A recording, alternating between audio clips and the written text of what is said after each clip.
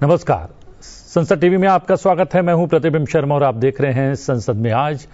संसद के मॉनसून सत्र का आज दूसरा दिन है। बात करेंगे संसद के दोनों सदनों में आज सूचीबद्ध विधायी कार्यों के बारे में। हमारे साथ स्टूडियो में हैं लोकसभा सांसद जगन्नाथ सरकार। आपका बहुत बहुत स्वागत है। अगर विधेयकों की बात करें तो दोनों ही सदनों में आज एक एक बिल चर्चा तथा पारित किए जाने के लिए सूचीबद्ध है। लोकसभा में विधायी कार्य की बात करें तो वहन पत्र विधेयक 2025 कल राज्यसभा से पास हो चुका है। महासचिव इस संदेश की सूचना आज सदन में देने वाले हैं। 18वीं लोकसभा के चौथे सत्र के दौरान संसद की सभाओं द्वारा पारित तथा राष्ट्रपति की अनुमति प्राप्त 16 विधेयक महासचिव पटल पर रखेंगे। लोकसभा में गोवा राज्य सभा निर्वाचन क्षेत्र अनुसूचित जनजाति प्रतिनिधित्व का पुनः समायोजन विधेयक 2024 चर्चा तथा पारित किए जाने के लिए लिस्टेड है।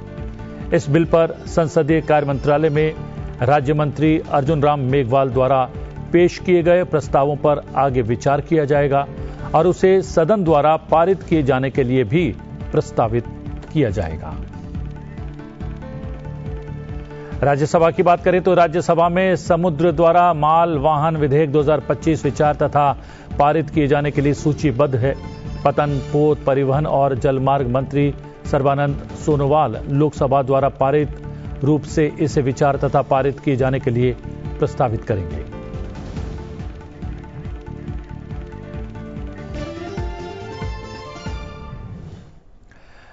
विधेयकों की बात करें तो विधेयक बहुत महत्वपूर्ण होता है और पहले सूचीबद्ध विधेयक जो है सदन के पटल पर रखा जाता है, चर्चा होती है और उस पर संबंधित मंत्री द्वारा जो है चर्चा का जवाब दिया जाता है और उसके बाद वो पारित किया जाता है। कितना महत्वपूर्ण होता है किसी विधेयक का सदन के भीतर पटल पर रखा जाना, उस पर चर्चा। जी, आपसे। अच्छा, देखिए, संसद एक जो प्रक्रिया है चलाने के बिल पास के लिए, ये बहुत महत्वपूर्ण हमेशा। सभी बिल का एक महत्व है देश के लिए आगे बढ़ने के लिए। ये तो डिसीजन लेते हैं, उसके पहले कैबिनेट से चर्चा होता है। तो इस बारे में एक दिन संसद चलने के लिए बहुत खर्चा भी है। ये खर्चा के पीछे किसका पैसा है? जनता के पैसा है। इसलिए जनप्रतिनिधि यहाँ चुन के आते हैं, संसद चलाने के लिए हेल्प करना चाहिए, चर्चा होना चाहिए। उनका कोई लॉजिकली बात है वो जनता के सामने वो रख सकते, वो खिलाफ भी चर्चा कर सकते। तो इसलिए संसद चलना जरूरी है, सभी को मौका देना जरूरी है। अगर लोकसभा की बात करें तो लोकसभा में गोवा राज्यसभा निर्वाचन क्षेत्र अनुसूचित जनजाति प्रतिनिधित्व का पुनः समायोजन विधेयक 2024 चर्चा तथा पारित किए जाने के लिए लिस्टेड है। इससे पहले भी अलग अलग राज्यों से जुड़े हुए भी सभा निर्वाचन क्षेत्र अनुसूचित जनजाति प्रतिनिधित्व का पुनः समायोजन विधेयक पारित हो चुके हैं। तो इस तरीके के विधेयकों में तो मुझे लगता नहीं है कि बहुत ज्यादा कोई दिक्कत आती है या कोई विपक्ष की तरफ से कोई चुनौती पेश की जाती है। विपक्ष भी इसमें कहीं ना कहीं सहयोग देता है इस तरीके के विधेयकों में। देखिए, एक बात मैं बोलूं, जो हमारा हिंदुस्तान कांग्रेस ज्यादा दिन शासित हुआ, लेकिन वो पिछले वर्ग अनुसूचित जनजाति का डेवलपमेंट नहीं आया, देश का भी नहीं आया। वो राज चलाया लूटने के लिए। 10 साल में जितने आज मोदी राज में डेवलपमेंट हुआ, कांग्रेस का 10 साल देखिए। तो इसलिए आज नया नया कानून बनाना जरूरी हो रहा है। क्यों? पहले से ही बनना चाहिए, बहुत दिन पहले। लेकिन देश के हित क्या होना चाहिए, कांग्रेस के देश का डेवलपमेंट कोई सोच ही नहीं था। तो इसलिए आज मोदी जी के नेतृत्व में देश आगे बढ़ रहा है। आज वर्ल्ड में मोदी जी इतने जनप्रिय और ताकतवर भी बन गया, इसलिए देश के लिए सोच रहा है। पिछले जितने आदमी हैं सभी धर्म वर्ण सब निर्विशेष उनका डेवलपमेंट होना चाहिए। लेकिन पिछले वर्ग आज भी बहुत पीछे है। इसलिए नया नया कानून बनाना जरूरी हो रहा है। गोवा में भी ऐसा हाल है, इसलिए हमारा जो कानून मंत्री वो ये सोच करके नया बिल ला रहा है। ये तो बहुत महत्वपूर्ण है। जी जी। और लोकसभा की परिपाटी है, जो है लोकसभा की शुरुआत जो है प्रश्नकाल से होती है, प्रश्नकाल की ओर चलेगी। लेकिन प्रश्नकाल कितना महत्वपूर्ण होता है सदन के हिसाब से, सांसदों के हिसाब से?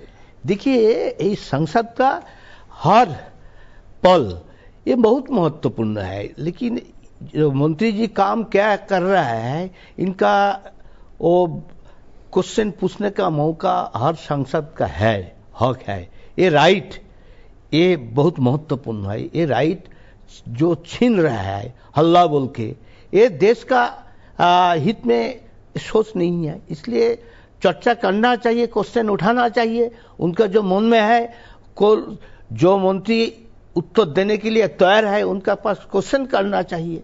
तो ये मौका छोड़ता है पॉलिटिकली एजेंडा लाकर हल्ला बोल के, वो उनका जो देश के खिलाफ जो काम कर रहा है वो छुपाने के लिए ऐसा कर रहा है। और ये आम सहमति भी है, सत्ता पक्ष और विपक्ष के बीच आम सहमति है कि प्रश्नकाल को बाधित ना किया जाए, क्योंकि प्रश्नकाल में जो संसदीय क्षेत्र से जुड़े हुए मुद्दे हैं वो सांसद उठाते हैं, जनप्रतिनिधि के तौर पर काम करते हैं, उनकी जिम्मेदारी है जो है जनता से जुड़े हुए विषयों को सदन के भीतर उठाने की। इसलिए भी महत्वपूर्ण है बहुत प्रश्नकाल। एकदम पूरा ये क्वेश्चन जो है ना बहुत महत्वपूर्ण है। और भी महत्वपूर्ण जीरो और भी है कि वो जो पॉलिटिकल और जो कुछ मुद्दा अपना मर्जी से बोल सकते, टाइम ज्यादा नहीं, लेकिन एकदम कम टाइम में इतना महत्वपूर्ण बात बोलने का मौका और किसी नहीं है। इसलिए प्रश्नकाल जैसा महत्वपूर्ण है, जीरो आवर भी बहुत महत्वपूर्ण है। काल भी मेरा एक लगा, लेकिन वहां का बहुत महत्वपूर्ण और कब लगेगा ये बड़ा लाख का व्यापार है। तो इसलिए मेरा मिला नहीं, क्यों हल्ला बोलने के लिए। तो ऐसा तो ठीक नहीं है। ये पार्टी लाइन की अगर बात छोड़ दें, सदन के भीतर जब किसी सांसद का प्रश्न लगता है लेकिन वो जो है सदन नहीं चल पाने की वजह से वो प्रश्न नहीं पूछ पाता है, तो क्या विचार आता है निजी तौर पर एक सांसद के मन में? बहुत दुख लगता है कि मौका मिला। ये तो लॉटरी में आते हैं ना, तो ये लॉटरी लगने के बाद ये हल्ला बोल के छीन लेते हैं राइट। ये बहुत दुख का बात है।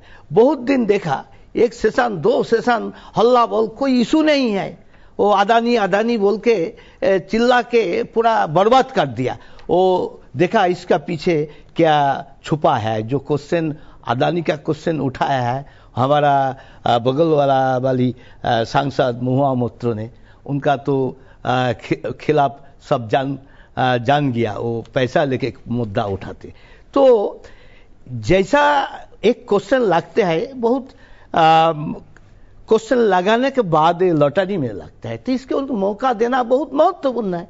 क्यों ऐसा कर रहा है? ये जनता के पैसा में संसद चलता है, तो जनता का चुना हुआ प्रतिनिधि आकर ये हल्ला बोल के उनका मौका नहीं देना, ये असंसदीय है। असंसदीय है। और लोकसभा की अगर बात करें तो प्रश्नकाल से शुरुआत होगी। आइए जानते हैं लोकसभा में प्रश्नकाल के दौरान किन मंत्रालयों से संबंधित कौन कौन से तारांकित प्रश्न पूछे जाएंगे। सहारनपुर उत्तर प्रदेश से भारतीय राष्ट्रीय कांग्रेस के सांसद इमरान मसूद कृषि एवं किसान कल्याण मंत्री से जानना चाहेंगे कि क्या हाल ही में जारी आवधिक श्रम बल सर्वेक्षण के आंकड़े ये दर्शाते हैं कि पलायन कर चुके ग्रामीण भारत के लोग कम रोजगार के अवसरों के कारण वापस खेती की ओर लौट आए हैं। यदि हां तो तत्संबंधी ब्यौरा क्या है। औरंगाबाद महाराष्ट्र से शिवसेना के सांसद संदीपन राव आसाराम भूमरे कृषि एवं किसान कल्याण मंत्री से बेमौसम बारिश के कारण फसलों को हुए नुकसान से जुड़ा हुआ सवाल करेंगे। वो जानना चाहेंगे कि क्या सरकार को बेमौसम बारिश, ओलावृष्टि और चरम मौसम की स्थिति के कारण फसलों को हुए बड़े पैमाने पर नुकसान की जानकारी है। यदि ऐसा है तो महाराष्ट्र, मध्य प्रदेश और उत्तराखंड सहित राज्यवार ब्यौरा क्या है। क्या सरकार ने बेमौसम बारिश और ओलावृष्टि के कारण किसानों को हुए नुकसान का आकलन करने के लिए कोई सर्वेक्षण करवाया है?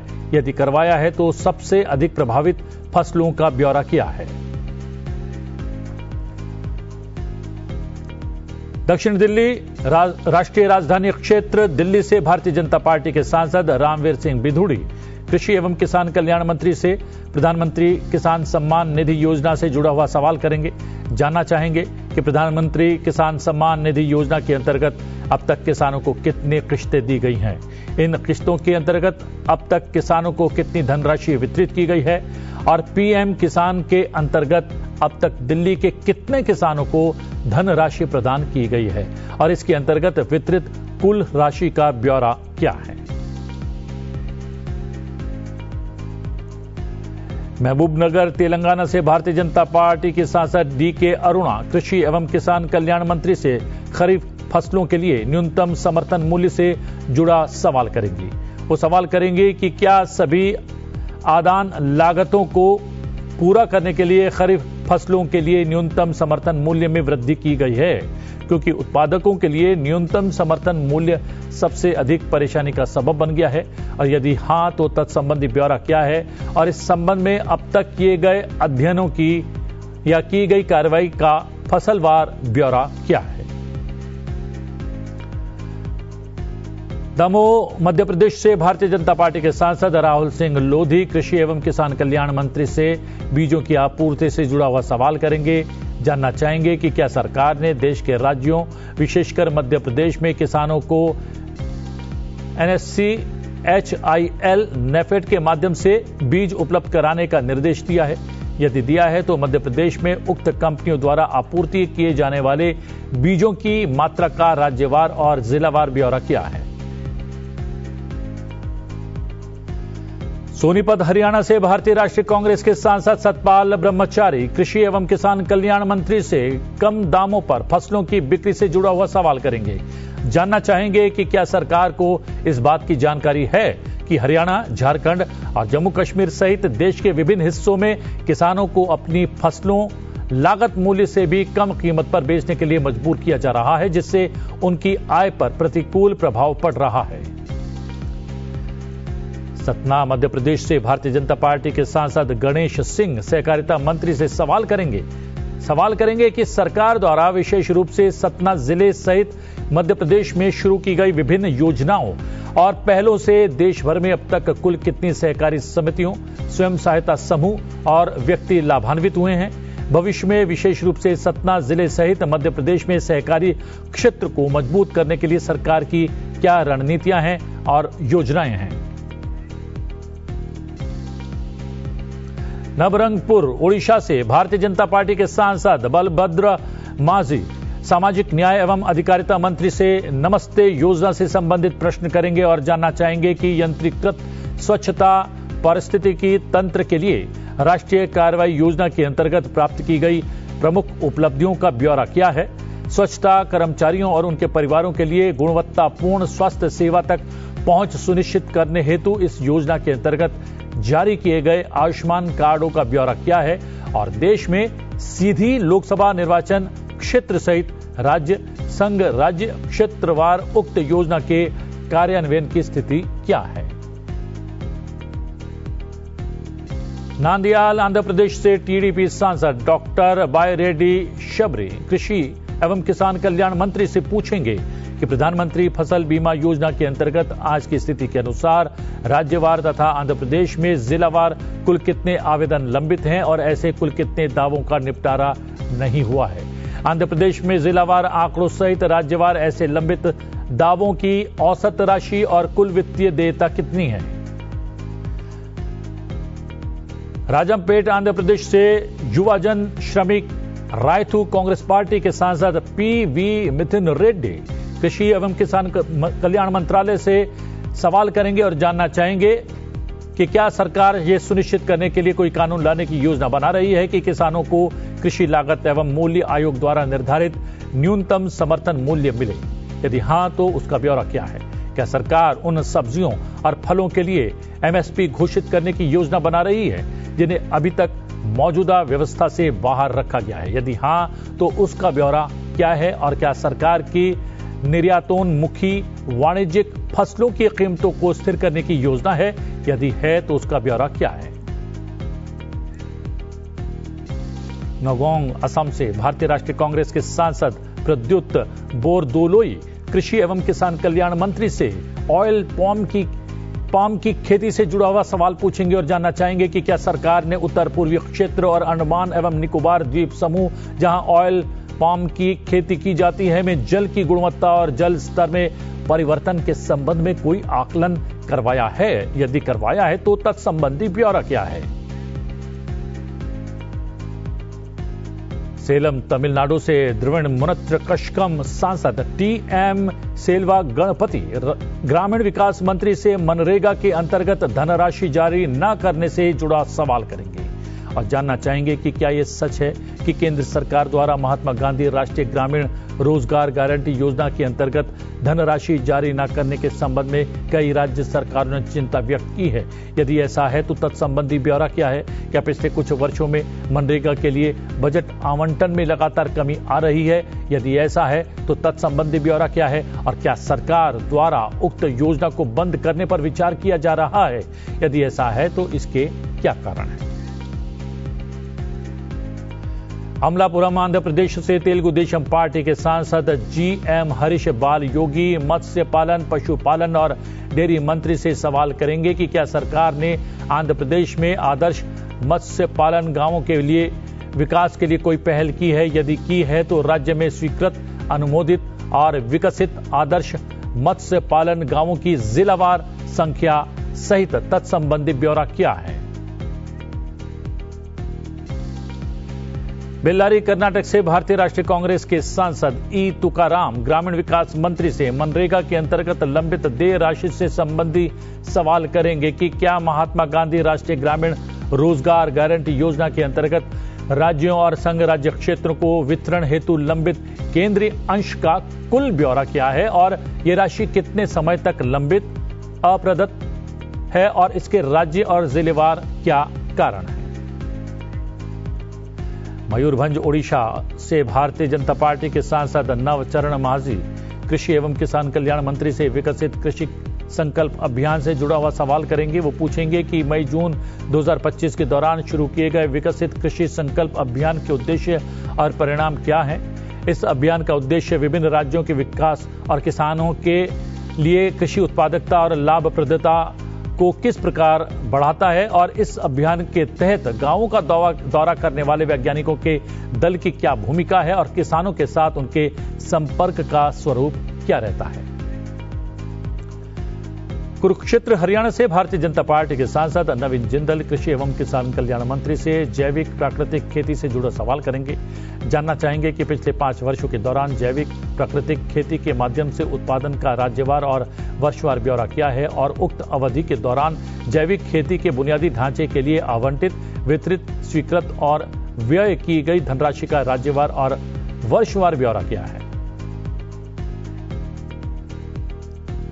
मुंबई उत्तर पश्चिम महाराष्ट्र से शिवसेना सांसद रविंद्र दत्ताराम वायकर मत्स्य पालन, पशुपालन और डेयरी मंत्री से डेयरी किसानों के लिए सब्सिडी योजनाओं से जुड़ा हुआ सवाल करेंगे कि वर्ष 2021 से देश में डेयरी किसानों के लिए सरकारी सब्सिडी योजनाओं के तहत आवंटित, स्वीकृत और वितरित धनराशि का ब्यौरा क्या है और डेयरी फार्मिंग के लिए आवंटित कुल कृषि सब्सिडी का वर्षवार और राज्यवार प्रतिशत कितना है। वर्ष 2021 से डेयरी फार्मिंग के तहत सब्सिडी का लाभ उठाने वाले छोटे और सीमांत किसानों का वर्षवार और राज्यवार ब्यौरा क्या है।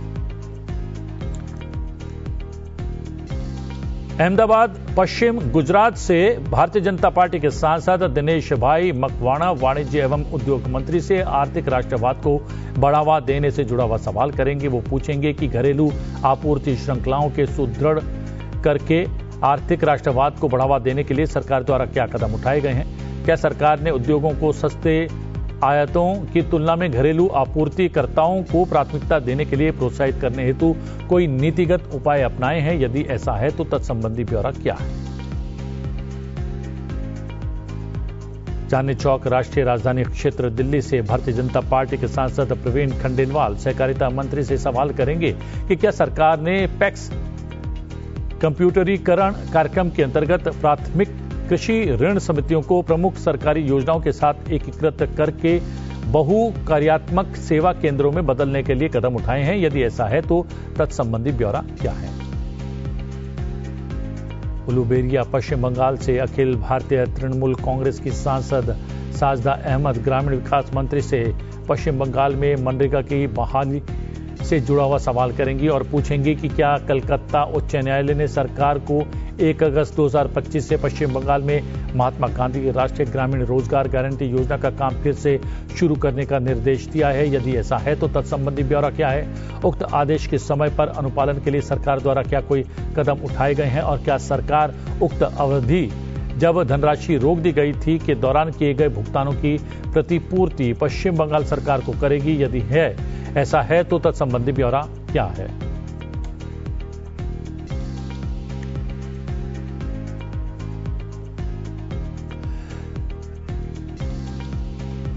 मॉनसून सत्र के दूसरे दिन लोकसभा में कृषि और किसान कल्याण, वाणिज्य और उद्योग, सहकारिता, मत्स्य पालन, पशुपालन और डेयरी, भारी उद्योग, गृह, पंचायती राज, ग्रामीण विकास, सामाजिक न्याय और अधिकारिता, इस्पात और वस्त्र मंत्रालय से संबंधित प्रश्न पूछे जाएंगे। इनका जवाब संबंधित विभाग के मंत्री देंगे।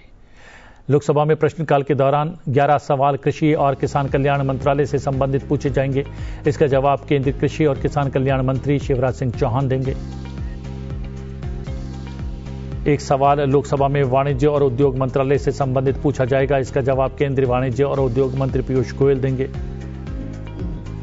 लोकसभा में प्रश्नकाल के दौरान 2 प्रश्न सहकारिता मंत्रालय से संबंधित पूछे जाएंगे। इसका जवाब केंद्रीय सहकारिता मंत्री अमित शाह देंगे। 2 प्रश्न लोकसभा में प्रश्नकाल के दौरान पशुपालन, मत्स्य पालन और डेयरी मंत्रालय से संबंधित पूछे जाएंगे। इसका जवाब केंद्रीय पशुपालन, मत्स्य पालन और डेयरी मंत्री राजीव रंजन सिंह देंगे। लोकसभा में प्रश्नकाल के दौरान 3 प्रश्न ग्रामीण विकास मंत्रालय से संबंधित पूछे जाएंगे। इसका उत्तर केंद्रीय ग्रामीण विकास मंत्री शिवराज सिंह चौहान देंगे। एक प्रश्न लोकसभा के भीतर प्रश्नकाल के दौरान सामाजिक न्याय और अधिकारिता मंत्रालय से संबंधित पूछा जाएगा। इसका जवाब केंद्रीय सामाजिक न्याय और अधिकारिता मंत्री डॉक्टर वीरेंद्र कुमार देंगे।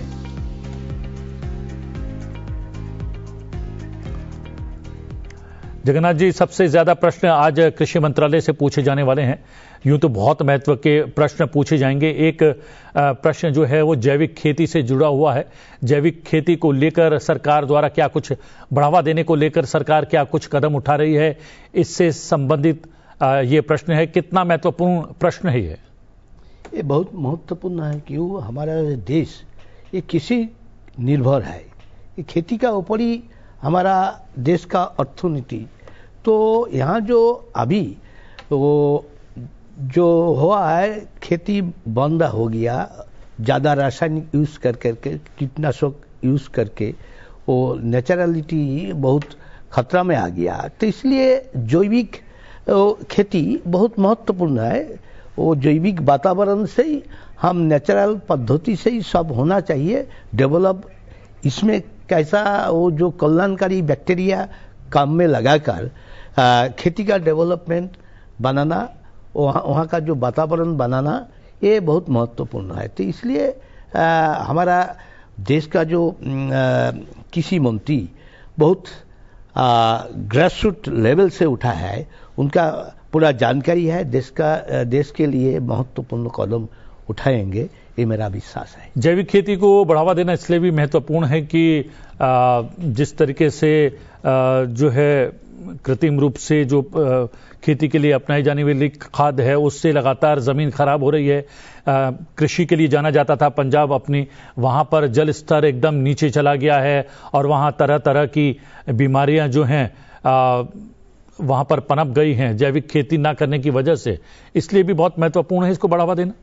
एकदम महत्वपूर्ण है। इसलिए नेचुरलिटी भी खत्म हो गया, वो मिट्टी भी वो कठिनाई हो गया। वो जैविक जो वातावरण होता है मिट्टी का उर्वर बनाते हैं। इसलिए नेचर रासायनिक ज़्यादा यूज़ करके बहुत खेती बंद हो गया, फसल नहीं होता है। तो इसलिए जैविक वातावरण निर्माण के लिए जैविक खाद देके वातावरण निर्माण करना चाहिए। पहले जो था हमारा देश ऐसा, उससे अच्छा वो बैक्टीरिया यूज करके, जैविक खेती यूज करके, वो कीटनाशक भी होना चाहिए। ऐसा जैविक निर्भर, ज़्यादा रासायनिक निर्भर नहीं होना चाहिए। और ज़्यादा रोग हमारा अंदर आ रहा है, नया नया प्रॉब्लम शरीर में दिखाई दे रहा है, स्किन डिजीज और बहुत कुछ बढ़ रहा है आगे। तो हाँ, इसलिए जैविक खेती बहुत महत्वपूर्ण जी है। जी। और हम देख रहे हैं कि खेती, पारंपरिक खेती के साथ साथ डेयरी किसानों के लिए भी सरकार ने बहुत सारी घोषणाएं की हैं और लगातार उनको किस तरीके से राहत मिले और उनका जो व्यवसाय है कैसे और ज्यादा विस्तार ले, उसके लिए भी बहुत सारी घोषणाएं की गई हैं। तो डेयरी किसान के लिए सरकारी सब्सिडी योजनाओं के तहत आवंटित और स्वीकृत और वितरित धनराशि का ब्यौरा क्या है, उससे संबंधित भी एक महत्वपूर्ण प्रश्न पूछा जाएगा। ये देखिए, ऐसा महत्वपूर्ण है ना, जैविक खेती के लिए जो डेयरी खाद, वो जो खाद गोबर, ये बहुत महत्वपूर्ण है। जैविक जितने खाद है, इससे पीछे वो गो का महत्वपूर्ण है। इसलिए तो डेयरी फार्म होना चाहिए, उसमें गोबर निकलता है, और भी जो गौमूत्र भी हमारा वातावरण का अच्छा ही है, दावा भी अभी बन रहा है। तो इसलिए ये डेयरी फार्म का महत्व देना बहुत अच्छा है। क्यों, हमारा देश जैविक खाद आगे बढ़ाने के लिए वो पशुपालन बहुत अच्छा महत्वपूर्ण, गोपालन बहुत महत्वपूर्ण है। इसलिए डेयरी फार्म आगे बढ़ाने के लिए जो गवर्नमेंट सब्सिडी दे रहा है, ये अच्छा है जी। और सबसे बड़ी बात है कि गुणवत्तापूर्ण दूध जो है उपलब्ध हो लोगों को, और न केवल वो देश की आवश्यकताओं की पूर्ति करे, बल्कि देश की सीमाओं को लांघ कर भी हमारे डेयरी फार्म का दूध जो है अलग अलग देशों में भी जो है निर्यात किया जाए, उसकी भी कोशिश की जा रही है लगातार सरकार के द्वारा। इसलिए लगातार प्रेशर दिया जा रहा है डेयरी फार्मिंग को। हाँ, एकदम देश का अर्थनीति इससे बहुत निर्भर होता है। क्यों, गो खाद ये जो काम लगता है ना, गोबर से बहुत कुछ बनते हैं, और नेचुरल जो अच्छा वातावरण, रोग और दूरीकरण के लिए भी ये वातावरण निर्माण के लिए जरूरी है। तो वहाँ से गो पालन, डेयरी फार्म के बाद में ऐसा जिस तरफ है माहौल भी निर्माण होते हैं, उससे दावा भी हो रहा है, ये अर्थनीति भी अच्छा ही होगा, किसी के ऊपर बहुत प्रभाव पड़ेगा। और हमारा हिंदुस्तान जो कृषि निर्भर देश है, इनका डेवलप होने के बाद हमारा देश भी आगे बढ़ेगा। इसलिए ये जरूरी कदम है। जी जी। अभी हाल ही में मई जून की बात है, सरकार ने विकसित कृषि संकल्प अभियान की भी शुरुआत की है। इसके उद्देश्य और परिणाम के बारे में भी प्रश्न पूछा जाएगा। क्या आपको जानकारी है इस अभियान की, कितना महत्वपूर्ण अभियान है? क्योंकि सरकार का जो उद्देश्य है, और विशेष रूप से जिस तरीके से प्रधानमंत्री नरेंद्र मोदी ने एक संकल्प लिया है 2047 तक देश को विकसित बनाने का, तो हमारे लिए आवश्यक है कि हर क्षेत्र में विकास हो और संवेद रूप से हम मिलकर एक विकसित राष्ट्र का निर्माण करें।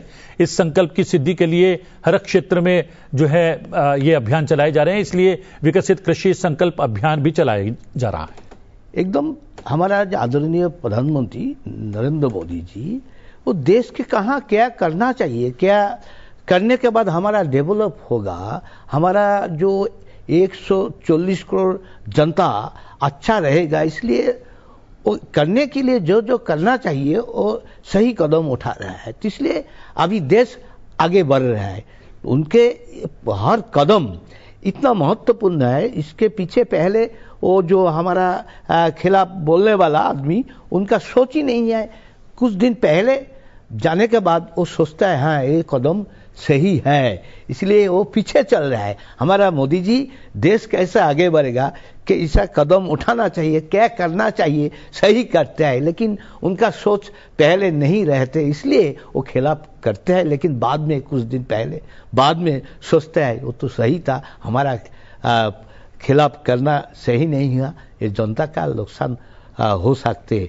लेकिन ये हमारा ताकतवर प्रधानमंत्री ये जो करना चाहिए वो कैसा करना होगा वो ठीक करेंगे, ये मेरा विश्वास है। जी हाँ। मोदी है तो मुमकिन है। पारंपरिक खेती से संबंधित प्रश्न पूछा जाएगा, प्रश्नकाल के दौरान डेयरी फार्म से जुड़ा हुआ प्रश्न पूछा जाएगा। मत्स्य पालन से जुड़ा हुआ भी एक बहुत महत्वपूर्ण प्रश्न पूछा जाने वाला है। मत्स्य पालन, आदर्श मत्स्य पालन गांवों के विकास के लिए सरकार कोई पहल कर रही है? मत्स्य पालन को लेकर कुल मिलाकर जो नीति रही है, क्योंकि आप भी एक ऐसे क्षेत्र से आते हैं जहां पर मछली पालना जो है एक अपनी आपस में एक संस्कृति भी है, एक परंपरा भी है, ये कितना महत्वपूर्ण है?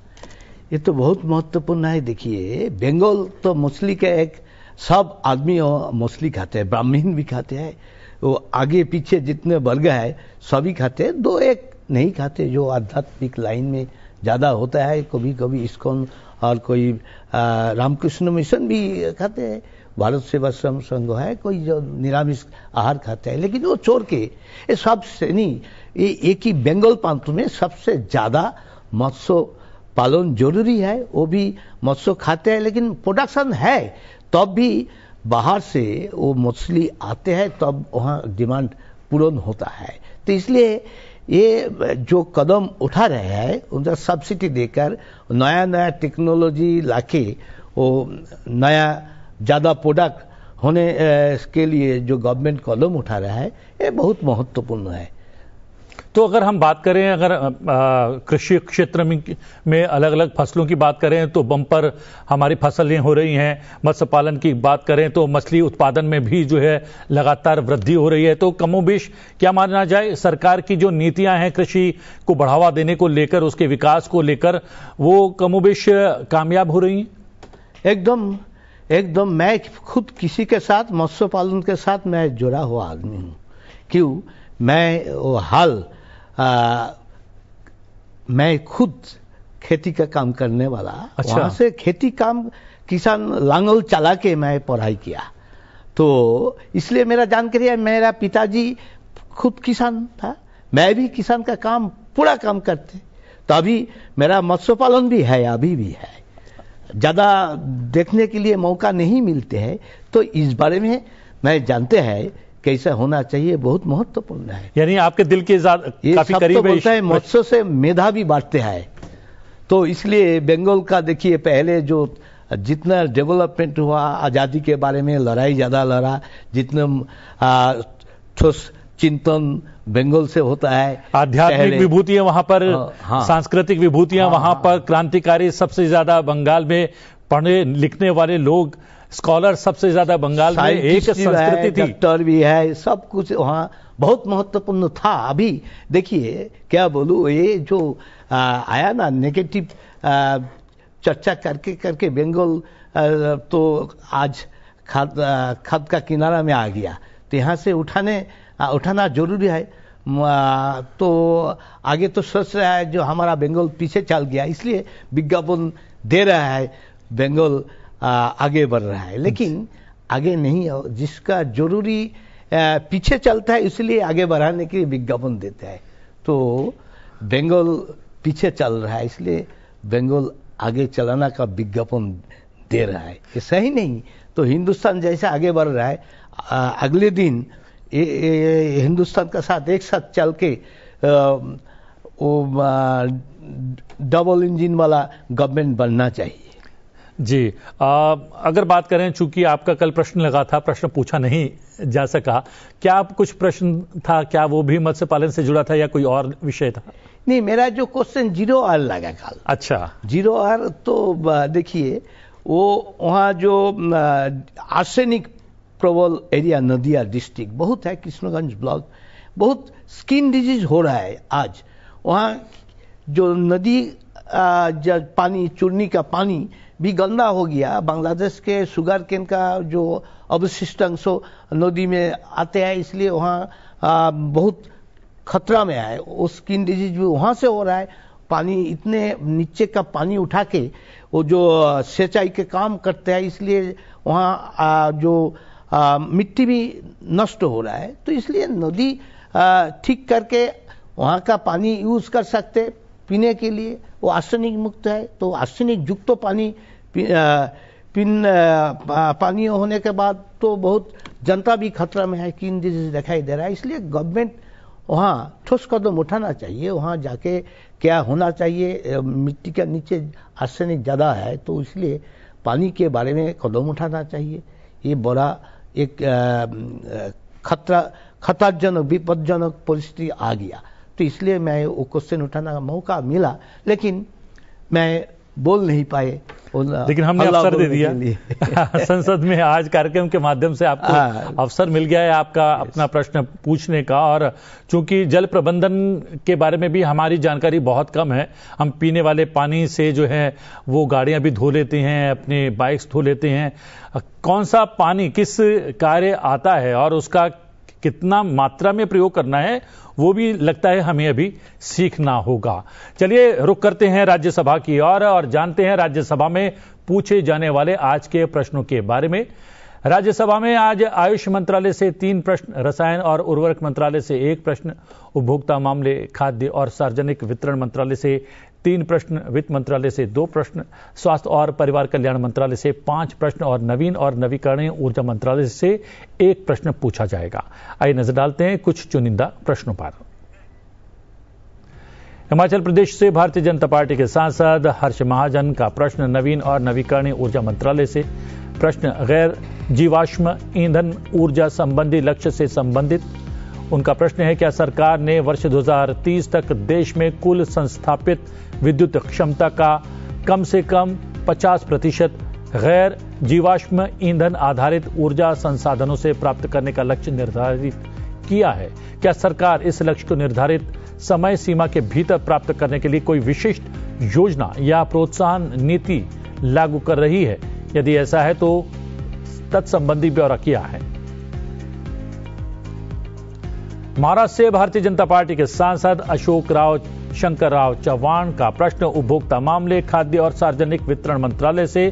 प्रश्न डार्क पैटर्न हटाने के निर्देश से संबंधित है। उनका प्रश्न है क्या सरकार ने सभी ई कॉमर्स कंपनियों को अपने प्लेटफॉर्म से डार्क पैटर्न और सभी भ्रामक डिजाइन और विज्ञापन हटाए जाने के निर्देश दिए हैं? क्या सरकार ने ई कॉमर्स कंपनियों के प्लेटफॉर्म पर डार्क पैटर्न की निगरानी करने और उसे हटाने के लिए किसी कार्यबल का गठन किया है? यदि ऐसा किया है तो ब्यौरा क्या है?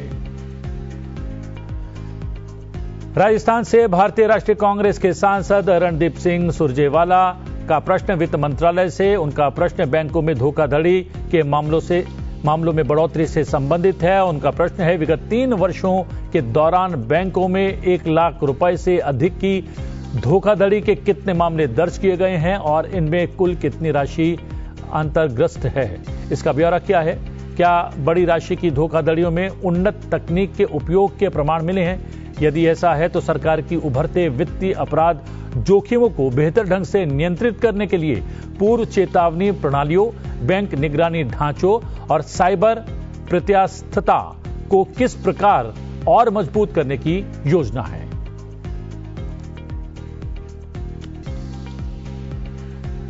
महाराष्ट्र से राष्ट्रवादी कांग्रेस पार्टी के सांसद सुनेत्रा अजित पवार का प्रश्न आयुष मंत्रालय से। उनका प्रश्न राष्ट्रीय आयुष मिशन से संबंधित है।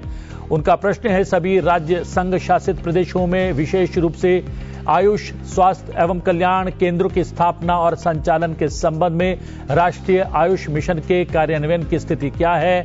NAM के अंतर्गत राज्य वार्षिक कार्य योजनाओं को अंतिम रूप देने और अनुमोदित करने में कथित देरी को दूर करने के लिए क्या कदम उठाए जा रहे हैं? केरल से भारतीय कम्युनिस्ट पार्टी मार्क्सवादी के सांसद डॉक्टर जॉन ब्रिटास का प्रश्न स्वास्थ्य एवं परिवार कल्याण मंत्रालय से। प्रश्न केरल में एम्स की स्थापना के प्रस्ताव से संबंधित है। उनका प्रश्न है कि क्या मंत्री जी ने राज्यसभा में 265वें सत्र के दौरान ये कहा था कि केरल में एम्स की स्थापना किए जाने को लेकर विचार किया जा रहा है? केरल में एम्स की स्थापना को लेकर क्या प्रगति हुई है? इसके लिए समय सीमा क्या है? केरल में एम्स की स्थापना के लिए निर्दिष्ट स्थानों का ब्यौरा क्या है? हरियाणा से भारतीय जनता पार्टी की सांसद किरण चौधरी का प्रश्न रसायन एवं उर्वरक मंत्रालय से। उनका प्रश्न उर्वरक की जमाखोरी और कालाबाजारी की रोकथाम से संबंधित है। प्रश्न है खरीफ मौसम के दौरान उर्वरकों की जमाखोरी अथवा कालाबाजारी की निगरानी और रोकथाम के लिए क्या कदम उठाए गए हैं? दर्ज की गई ऐसी घटनाओं का ब्यौरा क्या है और ऐसी गड़बड़ियों के विरुद्ध क्या कार्रवाई की गई है, इन मामलों पर अंकुश लगाने के लिए कौन कौन से विशिष्ट उपाय किए गए हैं। संसद के मानसून सत्र के दौरान राज्यसभा में आयुष, रसायन और उर्वरक, उपभोक्ता मामले, खाद्य और सार्वजनिक वितरण, कॉर्पोरेट कार्य, वित्त, स्वास्थ्य और परिवार कल्याण, नवीन और नवीकरणीय ऊर्जा, पतन, पोत, परिवहन और जलमार्ग मंत्रालय से संबंधित कुल 15 मौखिक प्रश्न पूछे जाएंगे। इसका जवाब संबंधित विभाग के मंत्री देंगे। राज्यसभा में प्रश्नकाल के दौरान 3 सवाल आयुष मंत्रालय से संबंधित पूछे जाएंगे। इसका जवाब केंद्रीय आयुष मंत्री प्रतापराव गणपतराव यादव देंगे। एक प्रश्न राज्यसभा में प्रश्नकाल के दौरान रसायन और उर्वरक मंत्रालय से संबंधित पूछा जाएगा। इसका जवाब केंद्रीय रसायन और उर्वरक मंत्री जगत प्रकाश नड्डा देंगे। राज्यसभा में प्रश्नकाल के दौरान 3 प्रश्न उपभोक्ता मामले, खाद्य और सार्वजनिक वितरण प्रणाली मंत्रालय से संबंधित पूछे जाएंगे। इसका जवाब केंद्रीय उपभोक्ता मामले, खाद्य और सार्वजनिक वितरण प्रणाली मंत्री देंगे। 2 सवाल राज्यसभा में प्रश्नकाल के दौरान वित्त मंत्रालय से संबंधित पूछे जाएंगे। इसका जवाब केंद्रीय वित्त मंत्री निर्मला सीतारमण देंगी। राज्यसभा में प्रश्नकाल के दौरान 5 प्रश्न स्वास्थ्य और परिवार कल्याण मंत्रालय से संबंधित पूछे जाएंगे। इसका जवाब केंद्रीय स्वास्थ्य और परिवार कल्याण मंत्री जगत प्रकाश नड्डा देंगे। राज्यसभा में प्रश्नकाल के दौरान एक नवीन और नवीकरणीय ऊर्जा मंत्रालय से संबंधित प्रश्न पूछा जाएगा। इसका जवाब केंद्रीय नवीन और नवीकरणीय ऊर्जा मंत्री प्रहलाद जोशी देंगे।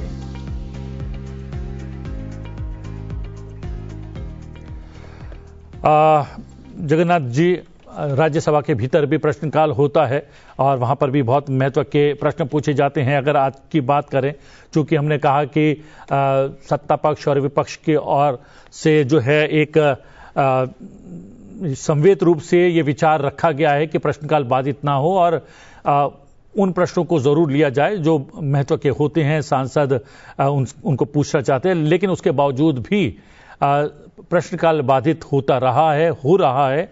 उसको लेकर क्या कुछ कहना चाहेंगे? देखिए, ये जो चल रहा है हमारा देश में, वहाँ जो मौका जिसको मिला महत्वपूर्ण क्वेश्चन उठाना, चर्चा करना जरूरी है, तो इसलिए तो ये होना चाहिए। ये तो मेरा नहीं, हर जनता का मांग है। जनता से ही ये मौका सीखने के लिए पार्लियामेंट एक बहुत महत्वपूर्ण राज्यसभा भी है, लोकसभा भी है, दोनों लेकर, तो इसलिए चर्चा के लिए ये सब व्यवस्था है। तो चर्चा होना चाहिए, मुद्दा उठाना देना चाहिए, यही है। लोकसभा जैसा महत्वपूर्ण जनता के लिए, वो राज्यसभा भी ऐसा ही है। तो इसलिए चर्चा होना, आगे बढ़ाना बहुत महत्वपूर्ण। जी जी, और प्रश्नकाल की हम लोग बात कर रहे थे, तो आज कृषि मंत्रालय से बहुत सारे प्रश्न पूछे जा रहे हैं और हमने देखा कि पिछले दिनों जो कृषि क्षेत्र में लगे हुए लोग थे, उन्होंने कृषि छोड़ दी थी और पलायन कर गए थे अलग अलग शहरों में। उनकी वापसी हो रही है। उनकी वापसी क्या इसलिए हो रही है कि कृषि क्षेत्र पर सरकार के द्वारा ध्यान दिया जा रहा है और लगातार जो है पारितोषिक भी दिया जा रहा है सरकार की तरफ से, जिससे वो उन्नत किस्म की फसल उगा पाएं, क्योंकि बम्पर फसल हो रही है लगातार और जो हमारा निर्यात भी बढ़ा है उसमें कृषि क्षेत्र का बहुत बड़ा रोल है, उसकी बहुत महत्वपूर्ण भूमिका है। देखिए, हमारा गवर्नमेंट बनने के बाद ये केवल शहर के विकास के लिए नहीं सोच रहा है। वो पहले तो क्या हुआ, जिनका इकोनॉमी थोड़ा डेवलप हुआ वो शहर ही जाके बैठता है। वो गांव का आदमी कभी वो पक्का रास्ता में चल सकते ऐसा सोच ही नहीं था। पहले तो अटल जी आने के बाद ये गांव सड़क योजना जो बनाया, आज गांव तो शहर ही बन रहा है। वहाँ का नेचुरल कैलामिटी बहुत अच्छा है, शहर से अच्छा है। वो वहाँ का पर्यावरण प्रदूषण कम ही है। इसलिए मैं अभी भी गांव में रहने वाला आदमी हूँ, एकदम पूरा गांव है, वहाँ रहने हैं। तो इसलिए सरकार के प्रयासों से जो का शहर का फर्क नहीं है जी। आज खेती के डेवलपमेंट हो रहा है, वो जैविक वातावरण बन रहा है, तो इसलिए मिट्टी भी उर्वर हो रहा है। इसलिए जो जल स्तर नीचे जा रहा है। अभी कहीं कहीं जहां एक गवर्नमेंट ध्यान देकर चर्चा चल रहा है डेवलपमेंट के लिए, विज्ञान भी लगा रहा है काम में, तो वहां भी थोड़ा डेवलप भी हो रहा है। तो इसलिए गांव आज अर्थनीति का बहुत निर्भरशीलता बढ़ रहा है। कुछ ही दिन पहले वो ऐसा नहीं था। आज मोदी जी के नेतृत्व में गांव का भी डेवलप हो रहा है, रास्ता भी है, तो ये आप वही मैं कह रहा हूं बिजली भी लगा दिया। तो इसलिए गांव का शहर का फर्क नहीं है, गांव अभी अच्छा ही है। इंटरनेट व्यवस्था, टेलीफोन व्यवस्था सब ऐसा आज चला गया। जल्दी जल्दी गांव से बहुत दूर जाने के लिए टाइम नहीं लगता है। प्राइवेट कार यूज करके अभी चल सकते हैं। आदमी ताकतवर रहा है, गरीबी का रेखा से बहुत आज डेवलप हुआ, बहुत परसेंटेज। 25 करोड़ लोग गरीबी रेखा से बाहर आ गए आप में साल। जी ये केवल बोलने वाला नहीं, ये हम करके देखा है, हमारा मोदी जी करके देखा है, ये संभव है हिंदुस्तान में भी। तो आज हमारा जो लोकसभा 2047 में हम वर्ल्ड का सबसे ताकतवर, सब दिशा से ताकतवर बनने वाला देश हूं। तो इसलिए ऐसा चल रहा है, तो बहुत महत्वपूर्ण है। एक समय ऐसा था कि जो बेमौसम बरसात होती थी, ओलावृष्टि होती थी, उससे फसल जो है उनको खासा नुकसान होता था। उससे जुड़ा हुआ आज एक प्रश्न जो है लोकसभा के भीतर प्रश्नकाल के दौरान सूचीबद्ध भी है, पूछा जाना भी है। लेकिन क्या प्रधानमंत्री फसल बीमा योजना जो लेकर आई सरकार, उससे थोड़ी सी जो परेशानियां कम हुई हैं क्या सरकार की और किसानों की? देखिए, एक महत्वपूर्ण चीज है कि नेचुरल जो पावर, ये तो सबसे ऊपर है ना। साइंटिस्ट कंट्रोल करने के लिए कोशिश कर रहा है, लेकिन अभी भी पूरी संभव नहीं है। इसलिए वो फसल बीमा योजना जरूरी है। कहां कब होगा, किस खेती से जुड़ा हुआ जितने आदमी किसान नुकसान में चला जाए, वो आत्महत्या कर लेगा। इसलिए फसल बीमा एक महत्वपूर्ण है। हमारा देश इसलिए सजग है, हमारा गवर्नमेंट बहुत मजबूती है, इसलिए फसल बीमा योजना भी बहुत दे रहा है। वो किसान के लिए वो MSP भी लगा दिया। तो इसलिए फसल का जो वैल्यू उनका पास नहीं मिलते, कोई महाजन के पास जाते हैं, वो बिजनेसमैन का मिलता है। तो इसलिए आज डायरेक्ट किसान इनका फायदा मिलता है हमारा गवर्नमेंट का ठोस कदम उठाने के लिए। तो इसलिए किसान भी ताकतवर, आत्मनिर्भर हो रहा है। अगले दिन तो मैं तो जहां जहां जाते हैं कमिटी टूर में, इसके बारे में जो CSR फंड मैं बोला, देखिए गवर्नमेंट के पक्ष में सारी जगह में वो खेती के लिए साइंटिस्ट लगाना संभव नहीं है। आज वो CSR लगाकर कोई कहाँ एक इलाका बनाइए, जो खाद था पहले वो जमीन ठीक किसी का अनुसार नहीं था, वो वहाँ चर्चा करके वहाँ डेवलप करके, देखिए इजराइल जैसा, वो मिट्टी का कोई कुछ नहीं था, खुद सेकेंड वर्ल्ड वॉर में वो मिट्टी नष्ट हो गया, उसी मिट्टी के कामें लगाया कि आज इजराइल इतना अच्छा खेती बना रहा है। तो हमारा हिंदुस्तान जहाँ कोई फसल नहीं होता है, वहाँ का जमीन भी जैविक काम लगा के वो वृक्षारोपण करके वो वहाँ बारिश ज्यादा होता है, वृक्ष लगाने के बाद बारिश भी वहाँ हो रहा है। तो इसलिए आज डेवलप हो रहा है। तो किसान निर्भरता अभी बढ़ रहा है। तो हमारा देश इतने बड़ा देश है, अभी भी 70 से ज्यादा परसेंटेज आदमी खेती निर्भर है। इसलिए इनका डेवलप होना चाहिए। इसलिए सरकार का ध्यान ज्यादा भी है किसानों की तरफ। एजुकेटेड पर्सन को लगाना चाहिए खेती में।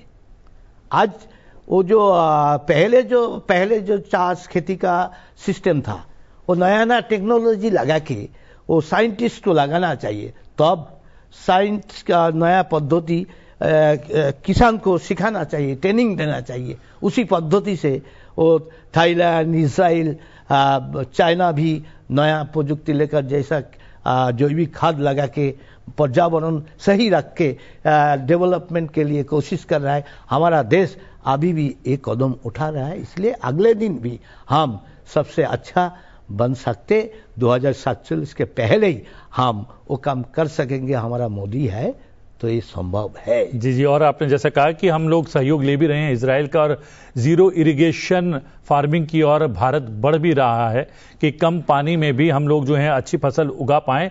लेकिन प्रधानमंत्री ने कल मानसून सत्र शुरू होने से पहले मानसून का जिक्र किया। उन्होंने कहा कि बहुत बेहतरीन मानसून जो है उसकी गति चल रही है, और जो हमारे स्टोरेज है वो जो है अभी से ही फुल हो चुके हैं, और किस तरीके से बारिश के पानी को और ज्यादा रचनात्मक रूप से हम लोग उसका उपयोग कर सके, उस और जो है हमें कार्य करने की आवश्यकता है। और अगर बात करें किसानों की, तो किसान सम्मान निधि योजना भी सरकार लेकर आई है, और वो भी सीधे तौर पर लाभ प्रदान कर रही है किसानों को। और उससे जुड़ा हुआ भी एक प्रश्न आज प्रश्नकाल के दौरान पूछा जाने वाला है। चूंकि सदन की कार्रवाई शुरू होने वाली है और सदन की कार्रवाई में सम्मिलित होने के लिए आपको जाना है, लेकिन आपने समय निकाला और हमसे बातचीत की, आपका बहुत बहुत धन्यवाद। धन्यवाद। संसद में आज के लिए इतना ही। मुझे दीजिए आज्ञा, बने रहिए संसद टीवी के साथ, क्योंकि थोड़ी देर में हम लोग आपको लेकर चलेंगे और लोकसभा की और राज्यसभा की सीधी कार्रवाई संसद टीवी पर दिखाएंगे। फिलहाल मुझे आज्ञा दीजिए, नमस्कार।